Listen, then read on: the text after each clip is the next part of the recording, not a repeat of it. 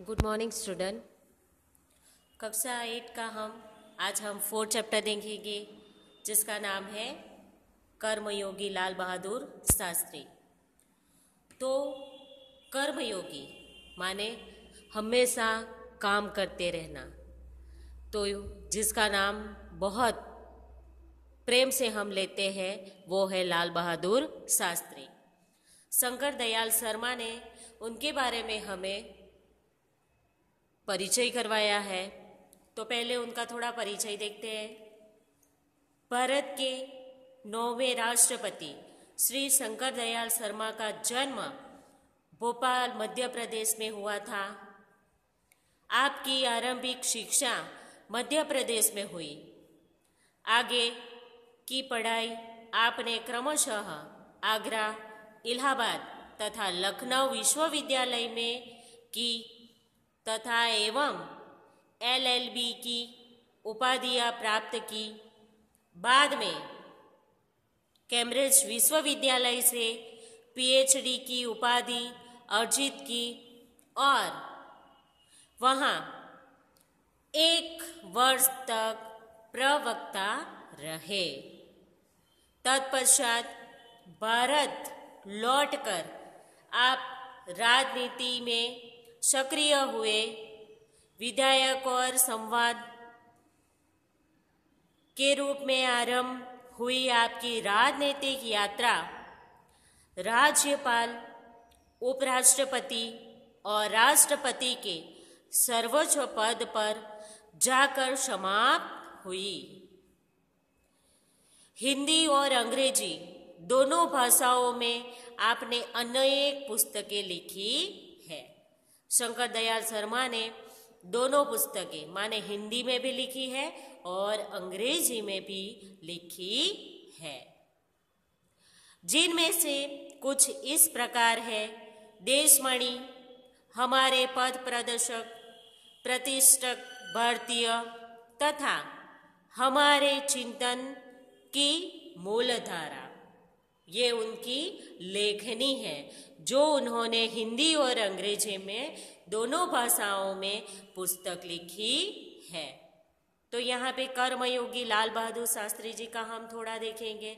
हमने लेखक का परिचय देखा कि राष्ट्रपति, 9वें राष्ट्रपति के रूप में श्री शंकर दयाल शर्मा थे। याद रखना, भारत के 9वें राष्ट्रपति कौन थे? तो शंकर दयाल शर्मा। कर्मयोगी लाल बहादुर शास्त्री रेखा चित्र में लेखक शास्त्री जी के व्यक्तित्व का विश्लेषण करते हुए यह सक्रिय प्रस्तुत करते हैं कि अपनी कर्मठता के गुण के कारण लाल बहादुर शास्त्री जी एक अति सामान्य परिवार से उठकर देश के प्रधान मंत्री पद तक पहुंचे। कैसे कर्मयोगी लाल बहादुर शास्त्री जी का यहाँ पे परिचय बताते हैं कि एक गरीब परिवार में माने सामान्य परिवार में उनका जन्म हुआ था। जन्म होने के बाद कैसी परिस्थिति को पार करके जीवन को विकास करके वो देश के प्रधानमंत्री के पद तक पहुंचे। तो वो कौन से? कर्मयोगी से, माने कर्म निष्ठा, हमेशा एक धैर्य उनके जीवन में था। उसके लिए वो हमेशा तत्पर थे, इसीलिए वो प्रधानमंत्री बने। वे कर्म को ही ईश्वर मानते थे। याद रखना कि लाल बहादुर शास्त्री अपने कर्म को क्या मानते थे? तो ईश्वर मानते थे। कर्म के प्रति अटल आस्था एवं संपूर्ण समर्पण उनके जीवन विकास का मूलाधार था। उनके जीवन विकास का क्या था? समर्पण और कर्म दोनों मुख्य उनके आदर थे। उनके मुख्य जो अटल विश्वास था, हमेशा ईश्वर के आगे भी वो कर्म को मानते थे। इस इकाई में हमें समाविष्ट मूल्य समर्पण भावना, कर्मनिष्ठा और कर्मष्ठा सेवा, इसके बारे में कर्मयोगी लाल बहादुर शास्त्री जी के जीवन में कैसे समर्पण की भावना रही है, कर्तव्य की निष्ठा रही है, कर्मष्ठा रही है और सेवा रही है, वो आज हम देखेंगे। तो ये रहा हमारा लेखक का परिचय बच्चों। उसके आगे लाल बहादुर शास्त्री का भी हमने देखा। चलो अभी टेक्स्ट बुक ओपन करो और हम लेसन देखेंगे। शास्त्री जी के नाम के साथ कर्मयोगी विशेषण जोड़ना बिल्कुल उपयुक्त है। बराबर कि शास्त्री जी के साथ कर्मयोगी विशेषण जोड़ना बिल्कुल उपयुक्त है, क्योंकि मुझे तो उनका सारा जीवन ही कर्म से भरा हुआ मालूम पड़ता है। शास्त्री जी सामान्य परिवार से ऊपर उठकर देश के प्रधानमंत्री के जिस महत्वपूर्ण पद तक पहुंचे, उसका रहस्य उसके कर्म योगी होने में ही छिपा हुआ है। वे उन लोगों में भी नहीं थे जो भाग्य पर भरोसा करके बैठे रहते हैं। बराबर, शास्त्री जी अपने भाग्य के ऊपर भरोसा रख के बैठने वाले में से नहीं थे। वो हमेशा कर्म में ही विश्वास रखते थे। वे उन लोगों में नहीं थे कि जो भाग्य पर भरोसा करके बैठे रहते हैं और अचानक कभी सफलता मिल जाती है, बल्कि वे उन लोगों में से है जिनको अपनी हथेली की लकीरों के बजाय अपने चिंतन और कर्म की शक्ति पर अधिक भरोसा होता है और वे क्रमशः अपने जीवन का रास्ता बनाते हुए आगे बढ़ते हैं। शास्त्री जी के लिए कर्म ही ईश्वर था और उनके प्रति बिना किसी फल की आशा किए संपूर्ण भाव के समर्पित रहते हैं। यहाँ तक कि जब भी उन्हें फल की प्राप्ति के अवसर मिले, तब भी उन्होंने उस और हमेशा उपेक्षित दृष्टि से ही रखी। जब उनको कर्म करने के बाद उसको सफलता मिलती थी, तब भी वो फल की आशा नहीं रखते थे। उनका जीवन दर्शन गीता के निष्काम कर्मयोगी का प्रतिरूप था।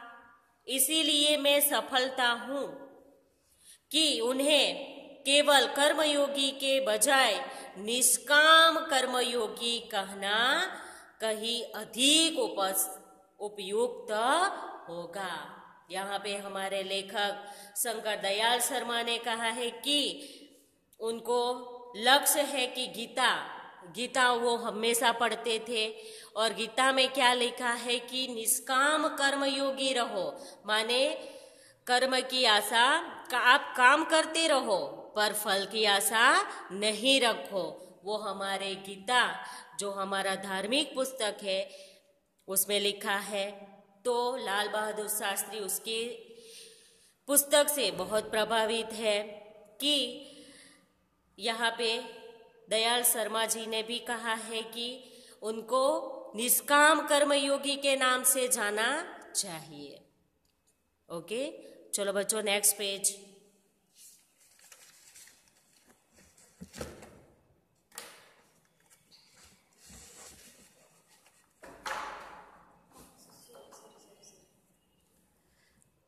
अपने उद्देश्य के प्रति दृढ़ आस्था, उस उद्देश्य को प्राप्त करने के लिए कर्म का भाव तथा उस कर्म के प्रति संपूर्ण समर्पण, ये तीन बातें मुझे उसके संपूर्ण चरित्र तथा जीवन दर्शन में दिखाई पड़ती है।